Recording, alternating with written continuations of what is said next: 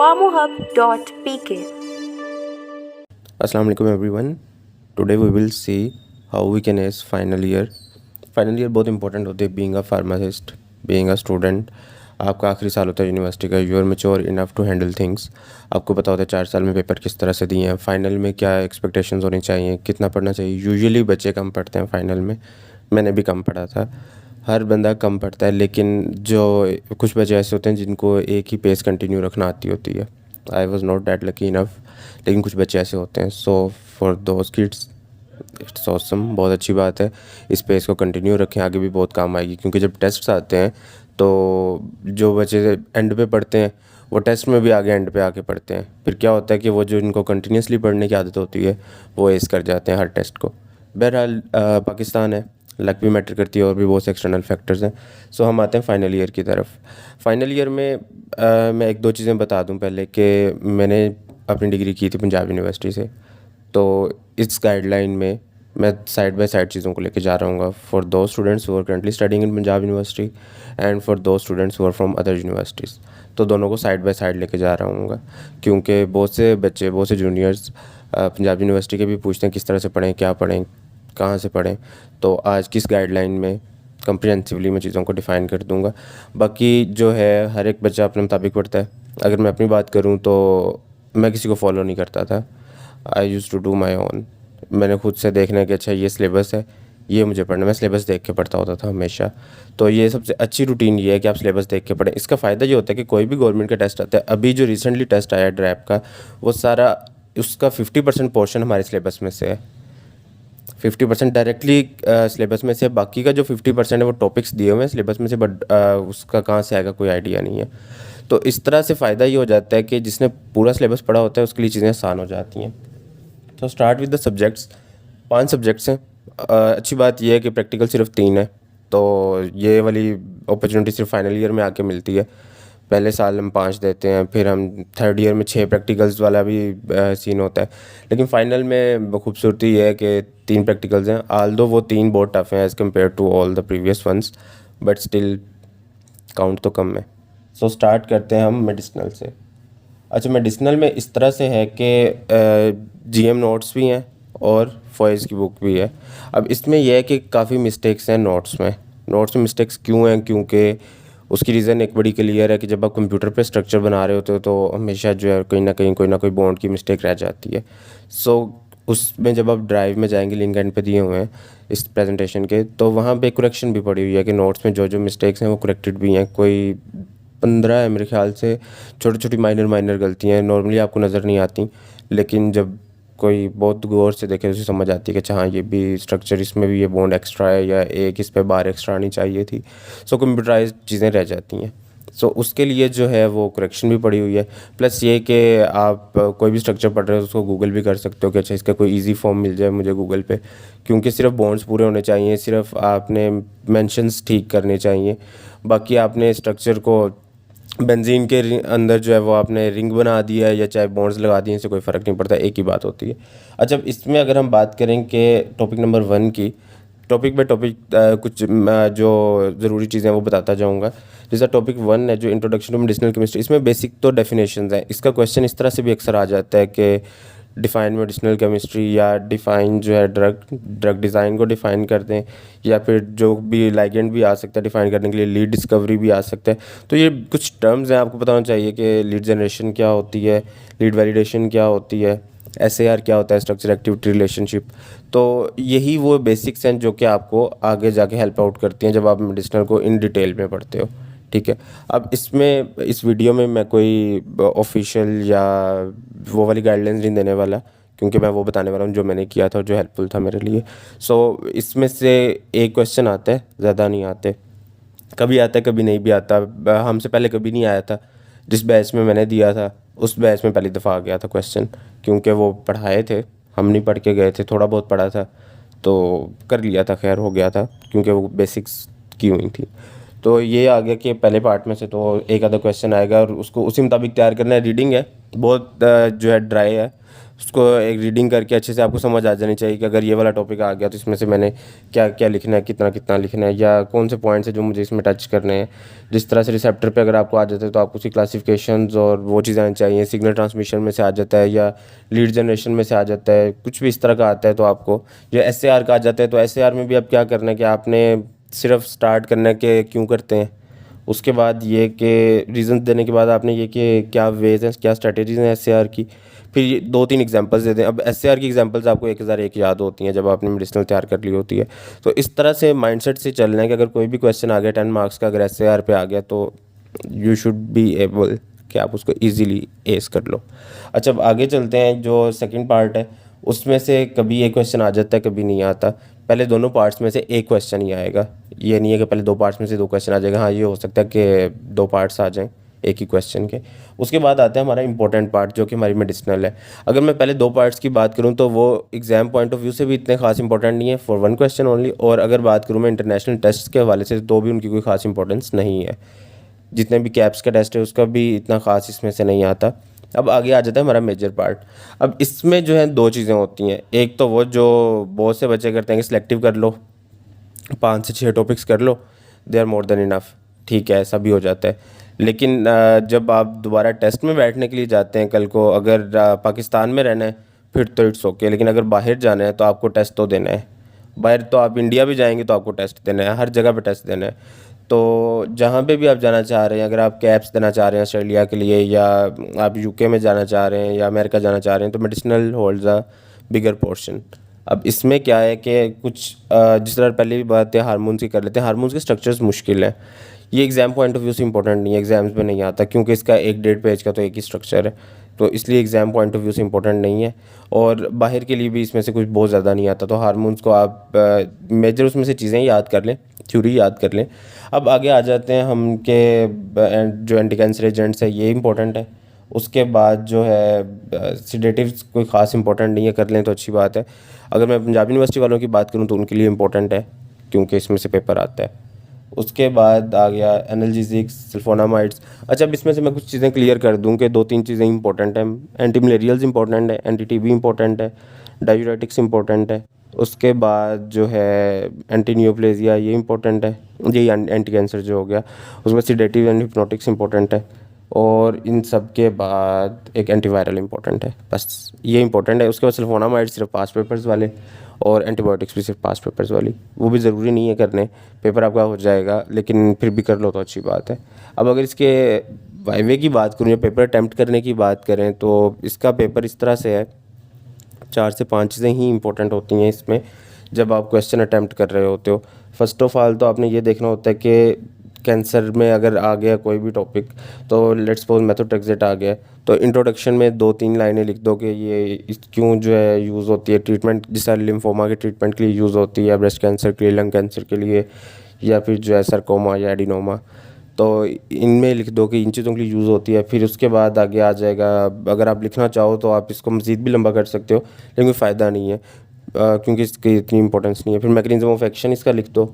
उसके बाद जो है इसके आ जाएंगे थेरेप्यूटिक यूजेस, फिर इसकी आ जाएगी मेडिसिनल केमिस्ट्री। अब एक कन्फ्यूजन बच्चों को होती है कि मेडिसिनल केमिस्ट्री और जो है वो सिंथेसिस, इन दोनों में क्या डिफरेंस है। इन दोनों में डिफरेंस है। अगर मेडिसिनल केमिस्ट्री आप लिख रहे हो तो सिर्फ आप डिफ़ाइन करते हो उसके प्रॉपर स्ट्रक्चर को, कि स्ट्रक्चर में ये बॉन्ड लगा हुआ है, ये लगा हुआ है, ये है, वो है, फलां है। जिस तरह SAR थोड़ी सी डिफरेंट है, उस पर बाद में बात करते हैं। अब सिंथेसिस क्या है कि आप स्टेप 1 से शुरू होगा कि ये 2 मॉलिक्यूल्स मिलेंगे, फिर इसके साथ क्या क्या रिएक्शंस होंगे, तो उनको एक्सप्लेन करते हो। अब अगर उन्होंने ये पूछा है कि सिंथेसिस लिखें तो फिर आपको सिंथेसिस लिखनी है। लेकिन अगर मेडिसिनल केमिस्ट्री सिर्फ पूछा है तो आपने मार्क्स देखने हैं क्वेश्चन के कितने, अगर तो 10 मार्क्स हैं तो फिर आपने मेडिसिनल केमिस्ट्री में सिंथेसिस भी लिखनी है। उसके बाद आगे आ जाएगी SAR। स्ट्रक्चर एक्टिविटी रिलेशनशिप बहुत आसान है, आपको स्ट्रक्चर आता है, सिर्फ स्ट्रक्चर के बॉन्ड्स को डिफाइन कर दो, दैट्स इट। बहुत जो थीटे बच्चे होते हैं वो शुरू हो जाते हैं कि अच्छा इसकी बजाय ये वाला लगा देंगे तो वो हो जाएगा, ये हो जाएगा। याद रह गया तो वेल एंड गुड, अगर नहीं याद रह गया तो सीधे सीधे पॉइंट्स हैं, बता दो कि फ़लाँ जगह पे हाइड्रोक्सिल ग्रुप लगा हुआ है, उसको चेंज करेंगे तो उसकी एक्टिविटी या तो कम हो जाएगी या ख़त्म हो जाएगी, या रिड्यूस हो जाएगी या टर्मिनेट हो जाएगी, दैट्स इट। इतना सा काम है। ये 4-5 हेडिंग्स हैं सिर्फ। इसकी जो है वो ट्रिक ये है कि आपने याद कैसे करना है कि जो है ना निमोनिक्स बना के, जिससे मुझे याद है जब मैं किया करता था तो मैंने एक निमोनिक बनाई थी नादिर। इस तरह से हम लोग बनाते थे, एन से नाइट्रेशन, ए से एडिशन, डी से डिकार्बोक्सिलेशन। तो इस तरह से हम लोग बना लेते थे कि अच्छा ये वाला आया, इसमें ये वाली निमोनिक है, तो हमें याद आ जाते थे अच्छा ये 4 स्टेप हैं इसके, इस वाले के इतने स्टेप हैं, इसके इतने स्टेप हैं। तो हम लोगों ने इस तरह से जो है वो याद किया था निमोनिक्स बना के। प्लस ये जो है मेडिसिनल में प्रैक्टिस है, एक दफ़ा स्टार्ट कर लें तो फिर बंद नहीं करनी, जितनी प्रैक्टिस ज़्यादा करेंगे उतना ही बेहतर है। वाइवा इसका कुछ बहुत ज़्यादा मुश्किल नहीं होता है, वही स्ट्रक्चर्स हैं जो आपने पेपर में प्रैक्टिस कर करके गए हो वही वो दोबारा बनवा लेगा। एसएआर ज़्यादा सुनते हैं वाइवा में, कुछ कंपाउंड्स का पूछ लेते हैं कि ये क्या होता है, ये वाला ग्रुप कौन सा होता है, ये वाला ग्रुप कौन सा होता है, आइसोब्यूटाइल क्या होता है, इस तरह की चीज़ें, मतलब वो जो बच्चों को नॉर्मली थोड़ा सा तंग करती हैं वो चीज़ें जो है वो पूछ लेते हैं। लेकिन अगर नहीं भी आता, आपने स्ट्रक्चर सही बना लिया तब भी ठीक है, वाइवास पे कोई डिपेंड नहीं कर रहा होता सप्ली किसी की। 5 साल में कभी वाइवा पे आपकी सप्ली डिपेंड नहीं करती, अनलेस एंड अनटिल आपने कोई बहुत मेजर प्रॉब्लम नहीं कर दी वाइवा में, या उन्होंने ए पूछा तो आप जी बता के आ गए हो। अदरवाइज वाइवा में भी मार्जिन होता है, नॉर्मली कहा यही जाता है कि वाइवा में जिसको सही नहीं हुआ तो उसकी सप्ली लग गई, ऐसा नहीं होता। जो वाइवा में भंड मार के आया होता है उसकी ज़रूर लगती है, लेकिन वो बताता नहीं है बाहर आके किसी को कि मैंने भंड मारा था। बाहर आके कहा हाँ अच्छा हो गया, बहुत अच्छा हो गया, अच्छा हो गया। लेकिन जब रिजल्ट आता है तो पता चलता है कि अच्छा, या फिर जब कोई टीचर वहाँ में बैठा हो तो वो बाद में बताता है कि इसने क्या क्या भंड मारे थे, इस वजह से इसकी सप्ली लगी है। तो फिर बंदा खुद सुनने वाला भी कहता है कि सही लगी है, हाँ सही लगी है। अदरवाइज़ ऐसा होता है कि बहुत कम होता है कि आप सही सुनाओ या 19-20 का फ़र्क, या कुछ चीज़ें आपको नहीं आई कुछ आ गई हैं तो आपकी सप्ली लगे, तो नहीं होता। ये था टोटल मेडिसिनल का, थोड़ा सा लेंथी हो गया क्योंकि सब्जेक्ट ही मुश्किल है, अगले सब्जेक्ट शॉर्ट शॉर्ट है। क्लिनिकल बहुत सीधा सीधा सा सब्जेक्ट है, इसमें जो रेशनल यूज़ ऑफ ड्रग्स है, और पहले बेसिकली जो 3 टॉपिक्स हैं ना ये वही हैं जो आपने 4th ईयर में पढ़े हैं, उन्हीं को जो है खोल खोल के लिखा हुआ है। वही DUR जो पढ़ा था 4th ईयर में, उसी को ही एक्सप्लेन किया हुआ है दोबारा दोबारा।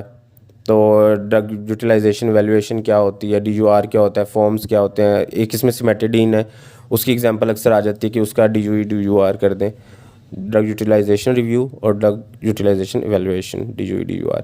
तो ये अक्सर आ जाता है। उसके बाद जो है आगे आ जाती है क्लिनिकल फार्माकोकाइनेटिक्स। अच्छा, अब जो TDM है ना उसका क्या जुगाड़ है कि TDM में कुछ हेडिंग्स हैं जो कि आपने लिखनी है, जिस तरह मैंने मेडिसिनल में बताया कुछ हेडिंग्स हैं जो कि आपने लिखनी है। इसी तरह TDM में भी, TDM से बच्चे बहुत भागते हैं। नॉर्मली मुझे जितने जूनियर्स के मैसेज आते हैं वो कहते हैं कि TDM छोड़ दें। TDM क्यों छोड़ दें भाई, TDM में से क्वेश्चन आता है। पहले 3 जो पार्ट्स हैं उनमें से भी एक क्वेश्चन आता है, TDM में से भी एक क्वेश्चन आता है, लाजमी आता है। किसी साल ऐसा नहीं हुआ जब ना आया हो। लाइक जेंटामाइसिन आ जाएगा, लिथियम आ जाएगा, कोई ना कोई आ जाएगा।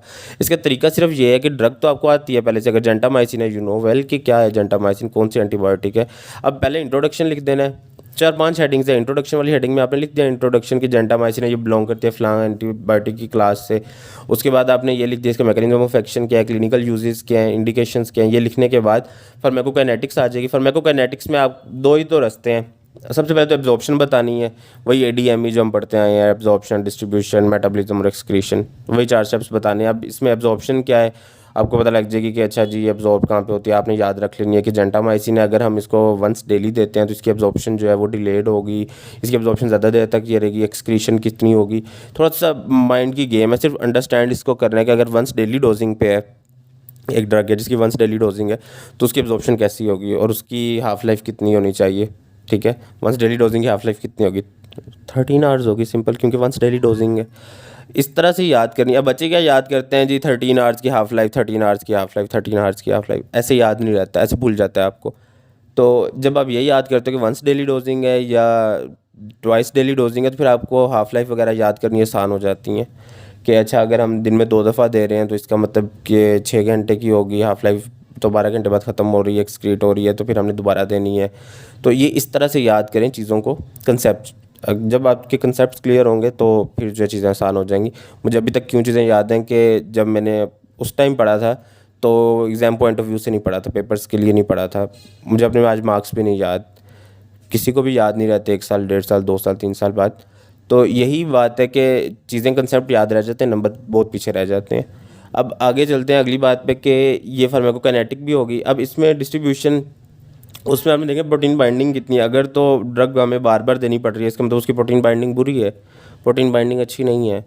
तो इस तरह से जब कंसेप्ट से याद करेंगे तो ये मुश्किल नहीं होगी फार्माकोकाइनेटिक्स याद करनी। 19-20 का फ़र्क चलता है। अगर 80% प्रोटीन बाइंडिंग है, आपने 70 लिख दी तो कोई बड़ा फ़र्क नहीं पड़ेगा। कोई जो है वो उधर रट्टा मार के नहीं बैठा होगा कि 80 ही है या 82% ही है या इसकी क्लियरेंस इतनी है। अब कुछ मेजर चीज़ें हैं, जिस तरह एक्सक्रीशन का रूट है वो या तो वाया यूरिन होगी या वाया बाइल के फीसिस में होगी, तो वो आपने देख लेना है कि इसकी एक्सक्रीशन कहाँ से है। तो ये यहाँ तक तो हो गया सिंपल। फिर आगे कुछ वैल्यूज़ आती हैं, वो वैल्यूज़ जो हैं वो आपने याद करने, जिसको वो इंडिकेटर्स भी कहते हैं हम टीडीएम के। उन इंडिकेटर्स को याद रख लेना है कि जितना जितना करीब पॉसिबल हो सके उसको याद रख लेना है। उसके भी अपने अपने जुगाड़ हैं, कुछ लोग निमोनिक बना लेते हैं, कुछ लोग उन नंबर्स को याद कर लेते हैं कि अच्छा ये 0.13 है इसका तो 0.15 उसका था। मतलब आप को रिलेट कर लेते हो कि जेंटामाइसिन को लिथियम से कर लेते हो कि अच्छा जेंटामाइसिन का 0.15 है तो उसका 0.18 होगा। इस तरह से कि नंबरिंग अपने माइंड में दे लेते हो कि पहले जेंटामाइसिन फिर लिथियम फिर ये फिर ये फिर ये फिर ये। तो इस तरह से भी टीडीएम को याद किया जा सकता है। लेकिन अगर इस इंडिकेटर से पहले तक आपने 4-5 जो हेडिंग्स हैं फार्माकोकाइनेटिक और फार्माकोडायनामिक्स यूजेस वगैरह की वो सही लिख दी, तो आपने 10 में से 6 नंबर ले लिए। पीछे 4 नंबर की गेम है, उसमें से 2 भी आपके आ गए तब भी 6-7 नंबर आपके आ जाएंगे टोटल ओवरऑल मिला के। तो टीडीएम बहुत ज़रूरी है, इसमें कोई अदर ऑप्शन नहीं है जो ये क्लिनिकल थेरेप्यूटिक्स है। अच्छा, उसके बाद आ गया कि जो टॉक्सिकोलॉजी में से कुछ खास नहीं आता, किसी साल भी नहीं आया, हमारी दफ़ा भी नहीं आया था, पहले भी नहीं आया, अब भी नहीं आता। जो आईवी हैज़र्ड्स हैं, ये टॉपिक इंपॉर्टेंट है, इसमें से आता है। ये इंटरेस्टिंग भी है, ये आपको एक दफ़ा जब समझ में आएगा कि जब आप इंजेक्शन लगा रहे हो तो क्या क्या प्रॉब्लम्स आ सकते हैं, आईवी हैज़र्ड्स हो क्या सकते हैं, कि अगर उसमें एयर बबल रह गया तो वो क्या करेगा, अगर उसने रैश कर दिया स्किन पे तो क्या करना है आपने। तो ये वो चीज़ें जो इस पॉइंट ऑफ व्यू से पढ़ें कि अगर कल को आप पेशेंट केयर में जाते हैं, कल को आप क्लिनिकल फार्मेसी में जा रहे हैं और आप देख रहे हो कि इंजेक्शन से ये इंजेक्शन साइट पे कोई रिएक्शन हुआ है, तो आपने उसे हैंडल कैसे करना है। इस पॉइंट को जहन में रख के जब पढ़ेंगे तो ये एक तो इंटरेस्टिंग हो जाएगा, आसान हो जाएगा, और इसमें से एक क्वेश्चन भी लाजमी आता है। उसके बाद नॉन कंप्लाइंस में से कोई इतना खास नहीं आता, एटलीस्ट हमारी दफ़ा तो नहीं आता था। डिजीज़ मैनेजमेंट इंपॉर्टेंट है, फोर्थ ईयर वाला हिसाब नहीं है जहाँ पे 12 डिजीज़ थी, यहाँ पे कोई 28-30 डिजीज़ हैं और वो आती हैं और ठीक ठाक आती हैं। लाइक टीबी, एमडीआर टीबी की है, multi drug resistant TB. Disease पढ़ने का बड़ा आसान तरीका है, डिजीज़ को स्टोरी की तरह याद कर लो। यहाँ पे बहुत से लोग जो है वो मार खाते हैं कि उनको डिज़ीज़ याद नहीं होती, लेकिन अगर आपने एक दफ़ा समझ ली कि याद करनी कैसे तो आपको कभी भूलेगी नहीं डिज़ीज़। एक डिज़ीज़ को हमेशा हमेशा याद रखिए, एक बात, पेशेंट के पॉइंट ऑफ व्यू से याद करना है, पेशेंट माइंड में लाना है। एक डिज़ीज़ आप पढ़ रहे हो, लेट्स सपोज हम ले लेते हैं डायरिया ले लेते हैं, या हम कोई इसका डायबिटीज़ ले लेते हैं, फाइनल ईयर का कोई टॉपिक उठा लेते हैं। अब आपने डायबिटीज़ में यही याद करना है कि अच्छा एक पेशेंट आपके माइंड में आ जाना चाहिए जब आप डायबिटीज़ पढ़ने लगे हो। फिर वहाँ से स्टार्ट करो कि पहले डायबिटीज़ है क्या, क्या मेटाबॉलिक डिसऑर्डर क्यों है, ये मेटाबॉलिज्म क्या होता है, फिर इसकी टाइप्स क्या हैं, फिर उस मुताबिक आप पेशेंट को ना पेशेंट प्रोफाइल्स को ज़हन में लाओ कि अच्छा ये एक पेशेंट है, उसको डायबिटीज़ है, अब क्या करना है आपने। इसकी 4-5 हेडिंग्स हैं, डिजीज़ की इंट्रोडक्शन लिख दिया आपने, उसका मैकेनिज्म ऑफ एक्शन लिख दिया, जो भी अगर आपके जहन में आता है, ड्रग्स उनके लिखने हो, बाद में जब ड्रग्स की बात आएगी तब आपने लिखने हैं। इनको शुरू बड़े तरीके से करना है आपने कि जब भी आप डिज़ीज़ पे आएंगे ना, तो इस पर लोग क्या करते हैं कि डिज़ीज़ वाले पोर्शन में ना, जिस तरह मैंने भी किया और भी बहुत से लोग इस तरह ही करते हैं कि बड़ी जल्दी जल्दी ना वो डिज़ीज़ ख़त्म कर देते हैं, शुरू होते ही ख़त्म कर दी। लेकिन क्लिनिकल थोड़ी सी लेंथ मांगती है, आपने थोड़ा लेंथ ही लिखना है इसको। और डिज़ीज़ में इंट्रो लिख दिया आपने, फिर उसके बाद आती है पैथोफिजियोलॉजी, बहुत इंपॉर्टेंट होती है कि वजह क्या बनी। अब अगर मैं बात कर लेता हूँ एक स्किन कंडीशन की कि एक पेशेंट है, उसको डर्माटाइटिस है।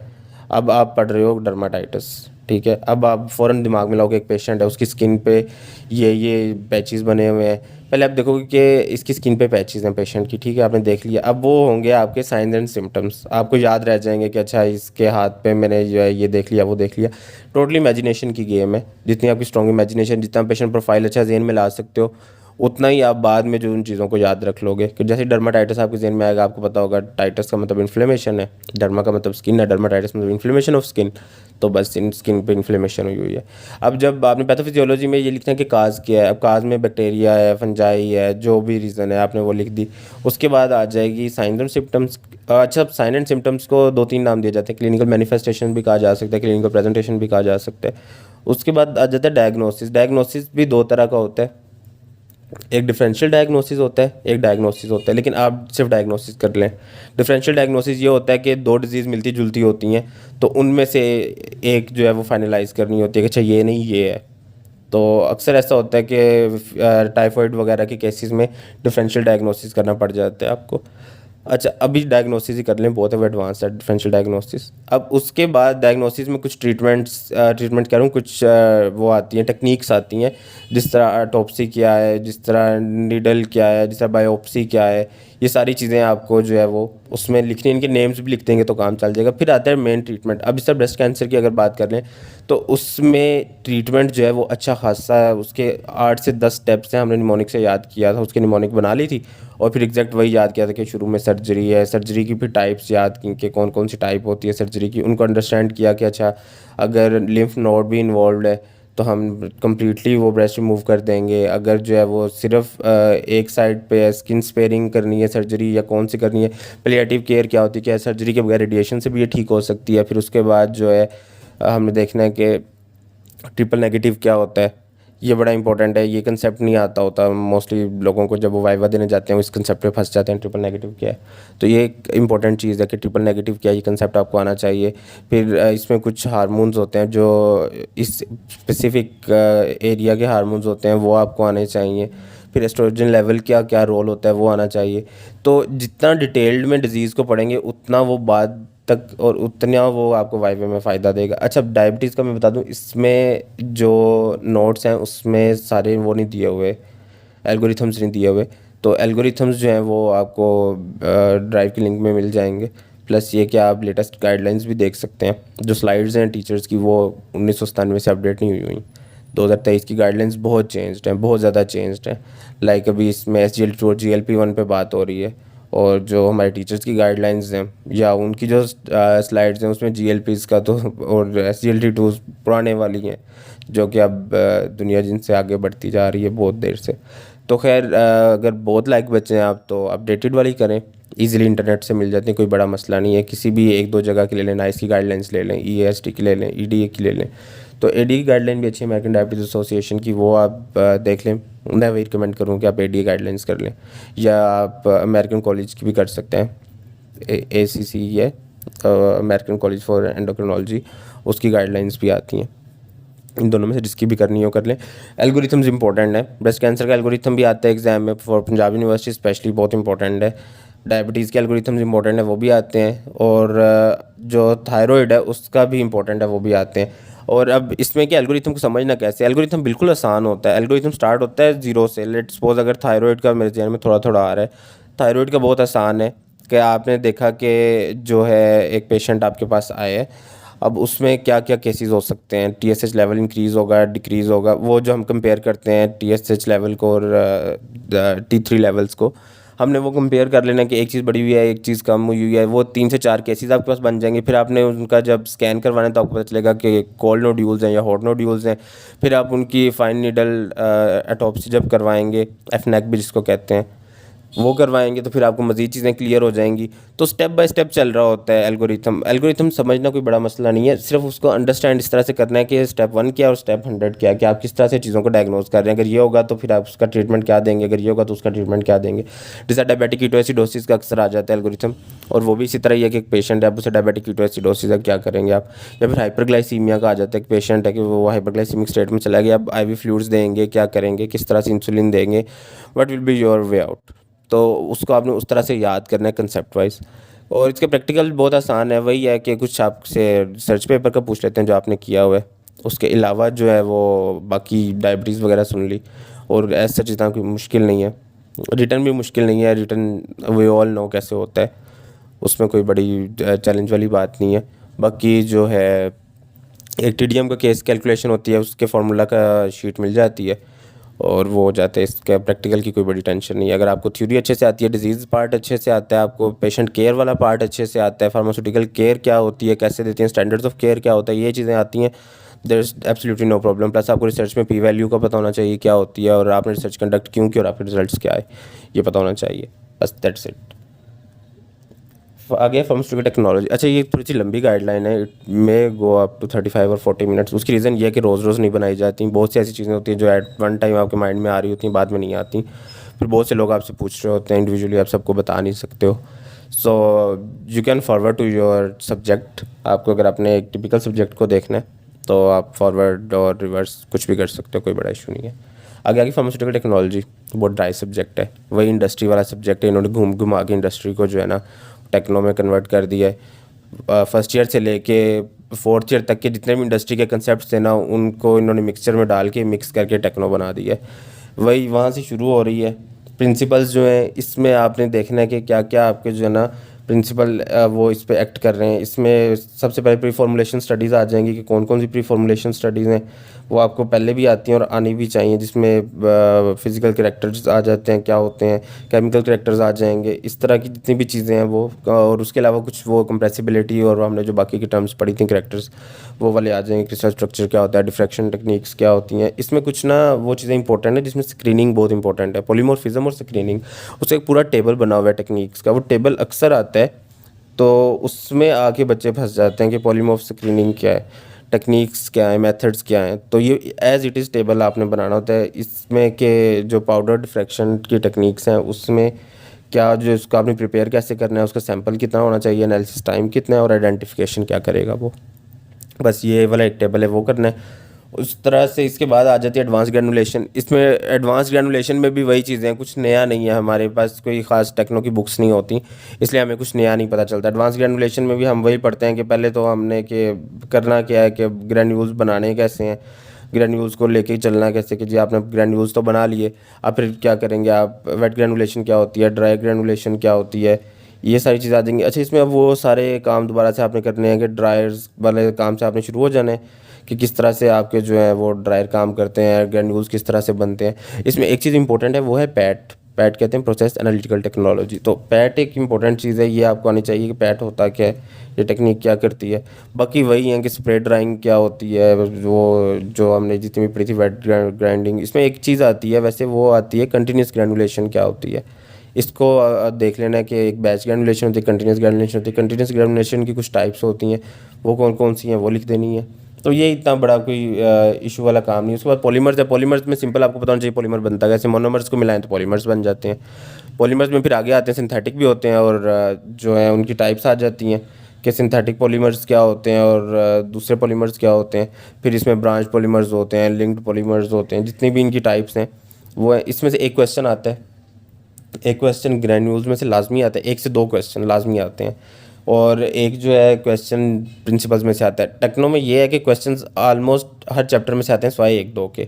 सब चैप्टर्स में से क्वेश्चन ज़रूर आते हैं, तो इसका ये नहीं है कि ये चैप्टर आसान है या मुश्किल है, करना है हर चैप्टर करना है आपने। उसके बाद है नोवल ड्रग डिलीवरी। नोवल का मतलब ये होता है कि कुछ नया, जो आप नया करते हो। अब नोवल ड्रग डिलीवरी में क्या आप कर सकते हो नया। नॉर्मली आप गोली खा रहे हो, ठीक है। अब नोवल में क्या करोगे कि आप उसी को एपीआई जो एक्टिव फार्मास्यूटिकल इंग्रेडिएंट है उसको एक नई शक्ल में दे दोगे। वो क्या करोगे, आप उसकी किसी मैट्रिक्स में एम्बेड कर दोगे, उसमें होल्स कर दोगे ताकि वो हमारे स्टोमक में जाए और आहिस्ता आहिस्ता उसकी एब्जॉर्प्शन जो हो या उसकी जो एक्सक्रीशन उसके अंदर से ड्रग की आहिस्ता आहिस्ता हो। बेसिकली आपने ड्रग की फार्माकोकाइनेटिक प्रॉपर्टीज़ के साथ खेलना है, किस तरह से आप उसकी ज़्यादा देर तक उसको डिलेड एब्जॉर्ब किस तरह से करवाओगे, जिस तरह हम कहते हैं ना सस्टेन्ड रिलीज़। तो रिलीज़ पे काम होता है सारा इसका नोवल ड्रग डिलीवरी सिस्टम का, कि आपने रैपिड रिलीज़ क्या, एफरवेसेंट किस तरह से काम कर रहा होगा। तो इसमें जितनी अब च्युइंगम है वो हम क्यों देते हैं, ताकि हम स्लो एक ख़ास पेस पे ड्रग जो है वो बॉडी में एंटर होती रहे होती रहे होती रहे। अब इस तरह से हमने जब इस कंसेप्ट को लेके पढ़ना है, इसमें कुछ दो तीन कंफ्यूजिंग चीज़ें हैं जिसमें वो आ जाता है सुडोज रिएक्शंस जो हैं फर्स्ट ऑर्डर और सेकंड ऑर्डर, वो थोड़े से तंग करते हैं जिन बच्चों के पीछे प्रीवियसली बायोफार्म के कंसेप्ट जो हैं वो क्लियर नहीं है। बट इतना बड़ा वो भी इशू नहीं है, वो आप स्किप भी कर सकते हैं, उसमें से कोई ख़ास पेपर में नहीं आती चीज़। उसके बाद है novel GIT drug delivery system. इसमें टोटल जो है वो आपके इस पे डिपेंड कर रहा होगा कि जो अनस्टेबल ड्रग्स होती हैं उनको किस तरह से दिया जाता है, गैस्ट्रो रिटेंशन। अब जिस तरह इंसुलिन है, अभी तक इंसुलिन की गोली नहीं बनाई जा सकी। अब सुना है कि कुछ आने वाली रिसर्च में एक इंग्लैंड की यूनिवर्सिटी है जिसने बताया कि we are near to make an insulin tablet, it will be a game changer. तो अब तक ऐसा नहीं है, क्यों नहीं है, क्योंकि इंसुलिन जो है वो गोली की शक्ल में जैसे ही देते हैं तो गैस्ट्रिक एसिड से वो फना हो जाती है, ख़त्म हो जाती है। तो वो जो है फिर हमने ये देखनी है कि कौन सी ऐसी ड्रग्स हैं जिनको हम जीआईटी सिस्टम के लिए दे सकते हैं। उसमें ओरल ऑस्मेटिक पम्प्स आ जाते हैं, म्यूकोएडहेसिव्स आ जाती हैं, फिर च्युइंगम आ जाती है। मतलब हमने उसी की नोवल जो है वो चीज़ें क्रिएट करनी है ताकि हमने ये फ्लोटिंग ड्रग सिस्टम आ जाता है। इसमें ये होता है कि जो स्टोमक है उस पे हम बेसिकली काम ये कर रहे होते हैं कि एक ख़ास इंटरवल उसको हमने देना होता है जिस पे वो आहिस्ता आहिस्ता जो है वो रिलीज़ हो। इसमें क्या होता है कि अक्सर हम गैस फील्ड जो है वो कर देते हैं ताकि स्टोमक में जैसे ही जाएगा वो रिलीज़ होगा तो वो गैस फील्ड की वजह से फ्लोट करने लग जाएगा। अक्सर हम डेंसिटी पे खेल लेते हैं कि हाई डेंसिटी सिस्टम लगा लो, लो डेंसिटी सिस्टम जैसे ही करेंगे तो फ्लोटिंग शुरू हो जाएगी। हमें पता है जिसकी डेंसिटी लो होती है वो ऊपर आ जाता है, तो हम डेंसिटी पे भी खेल लेते हैं। मतलब ये टेक्निक्स आपने अंडरस्टैंड करनी है कि अगर हमने फ्लोट करवाना है किसी चीज़ को तो हम किस तरह से करवाएंगे। अगर एफरवेसेंट करवाना है हमने तो हम क्या उसमें मैकेनिज्म लगाएंगे, क्या हम उसमें बीड्स ऐसे डालेंगे कि जो जाए रिएक्शन हो आपस में, गैस प्रोड्यूस और वो ऊपर की तरफ उठें। ठीक है, तो इनको बेसिकली गैस जनरेटिंग सिस्टम्स भी कहते हैं। तो ये वाली चीज़ें काम आ जाती हैं। उसके बाद इनकी ये लास्ट में आ जाएंगी एप्लीकेशंस, वो इंपॉर्टेंट हैं कि आपको एप्लीकेशंस आनी चाहिए कि कहाँ यूज़ होती हैं। ड्रग कैरियर सिस्टम में से एक क्वेश्चन किसी दौर में तो बहुत लाजमी आया करता था कि पैसिव टारगेट डिलीवरी में से भी एक क्वेश्चन आया करता था। अभी का एग्जैक्ट आइडिया नहीं, लेकिन जो ये दोनों बहुत इंपॉर्टेंट टॉपिक्स हैं। जिस तरह से लाइपोसोम की टाइप्स क्या हैं और उनके जो स्ट्रक्चरल साइज़ हैं वो आने चाहिए, यानी क्लासिफिकेशन बेसिकली क्या है इनकी वो आनी चाहिए। उसके बाद इनकी प्रिपरेशन है, जिस तरह वो जो था SUV और LUV, अगर किसी को याद हो तो वो इसमें दोनों चीज़ें आ जाएंगी। फिर उसके बाद एक इम्पोर्टेंट इसमें टॉपिक था, कौन सा था, स्टेबिलिटी वाला, कि स्टेबिलिटी क्या है लाइपोसोम्स की। उसके बाद लाइपोसोम्स और नियोसोम्स के बाद आ जाएगा एक्टिव डिलीवरी क्या होती है, पैसिव डिलीवरी क्या होती है। उसके बाद बायोटेक्नोलॉजी। बायोटेक्नोलॉजी बहुत आसान है, वही जो जीन स्लाइसिंग है जो हमने मैट्रिक FSC में पढ़ी है, वही जो है वो पॉलीमराइज्ड चेन रिएक्शन है, PCR जिसको कहते हैं, जो हमने प्रीवियसली पढ़े हुए हैं। सारी की सारी वही चीज़ें, कुछ भी न्यू नहीं है। तो बायोटेक्नोलॉजी में सिर्फ एक दो चीज़ें न्यू हैं, वो जो इंसुलिन की आएंगी लास्ट पे, कि जो मोनोक्लोनल एंटीबॉडीज़ है ना, वो वाला एक न्यू टॉपिक है, और एक इमोबिलाइज्ड एंजाइम सिस्टम वाला न्यू टॉपिक है। बाकी जो है वो ऑलमोस्ट वही है जो हम पीछे पढ़ते आए हैं, और इन्हीं में से दो क्वेश्चंस आ जाते हैं बायोटेक्नोलॉजी में। Biotechnology is really important. अब इसका प्रैक्टिकल भी सेम वही है, आपसे पूछ लेंगे क्या फॉर्मुलेशन बनाई है, आपने फॉर्मुलेशन दिखा दी है, बनाई है, कैसे बनाई है, क्यों बनाई है, क्या वजह हुई बनाने की, यही क्यों बनाई। 5 7 10 सवाल उसमें से आ जाएंगे, यूजेस क्या हैं वो। उसके अलावा जो है एक दो सवाल ग्राइंडिंग में से आ जाएंगे, एक दो सवाल वो आ जाएंगे जो आप प्रैक्टिकल परफॉर्म करके आए हो। उसके अलावा इसका कोई प्रैक्टिकल इतना मुश्किल नहीं है। फोरेंसिक फार्मेसी बहुत इंपॉर्टेंट टॉपिक है। इसमें एक क्वेश्चन जो हर साल बहुत जूनियर्स पूछते हैं वो ये है कि क्या एग्जैक्ट स्टेटमेंट लिखनी ज़रूरी है। नहीं, बिल्कुल भी ज़रूरी नहीं है। कोई इतना हाफिज़ नहीं होता कि वो एग्जैक्ट स्टेटमेंट लिख सके। इम्पैक्ट ज़रूर पड़ता है। अगर किसी ने 19 20 लिखी है तो उसके मार्क्स उतने ज़्यादा होंगे। किसी ने 18 20 का डिफरेंस डाला है तो उसके मार्क्स उस मुताबिक होंगे। 15 20 वाले के नंबर उस मुताबिक होंगे। क्यों? क्योंकि चेकर ड्रग लॉ मेकर होता है। लॉ मेकर से मुराद ये नहीं कि जिसने मैनुअल बनाया या लॉज बनाए हैं। लॉ मेकर से मुराद ये है कि जो रेलिवेंट पर्सन होता है उसको, उसका रोज़ का काम होता है इन लॉज से निपटना और इनको देखना, यूज़ करना, और कई सालों से वो कर रहा होता है, तो उसको पता होता है कि ये आपने अपने पास से लिखा है या नहीं। अब पास से लिखने की गुंजाइश कहाँ पे होती है?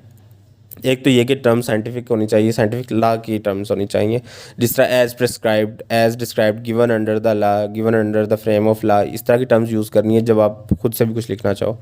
दूसरा ये कि जो पेनल्टीज़ या जो नंबर्स हैं वो गलत नहीं लिखने। अगर कहीं लिखा हुआ है कि जो फर्स्ट टाइम ऑफेंस करेगा उससे हम 5 साल की कैद करेंगे, आपने कर दिया 15 साल की कैद, तो वो क्रॉस हो जाएगा, उसके नंबर कटेंगे। अगर ये लिखा हुआ है कि 1 लाख रुपये जुर्माना है, आपने 5 लाख कर दिया तो भी नंबर कटेंगे। अगर एपेलेट बोर्ड के मेंबर्स 11 हैं या 13 हैं या 15 हैं, आपने वो गलत लिख दिए तो भी नंबर कटेंगे। नंबर्स में कोई मिस्टेक नहीं करनी। There will be strict criteria कि नंबर्स पे कोई माफ़ी नहीं है। बाकी जो है वो 19 20 का फ़र्क चलता है। तो इसकी तैयारी जो है वो आप मैनुअल ऑफ ड्रग लॉज से भी कर सकते हैं और GM नोट्स से भी कर सकते हैं। अच्छा, हर एक में लिखा हुआ है कि नोट्स और साथ एक आधी बुक। अब जिस तरह टेक्नो में लिखा हुआ था कि ऑल्टन या लैकमैन, वो ये है कि कुछ टॉपिक्स ऐसे होते हैं जो आपको नोट्स में से नहीं भी समझ आते। ज़रूरी नहीं है कि हर एक बंदे के लिए कम्प्रिहेंडेबल हो नोट्स। जब मैंने लिखे थे तो मैंने कुछ चीज़ें अपने माइंड में रख के लिखी थी सिलेबस को देख के कि मैंने कल को अगर तैयार करने हैं कोई टेस्ट तो मैं इन्हीं से तैयार करूँगा। मैं दोबारा से बुक्स नहीं ढूंढने चला जाऊँगा कि किन किन बुक्स को मैंने, ये टॉपिक कौन सी बुक से किया था, ये टॉपिक कौन सी बुक से किया था।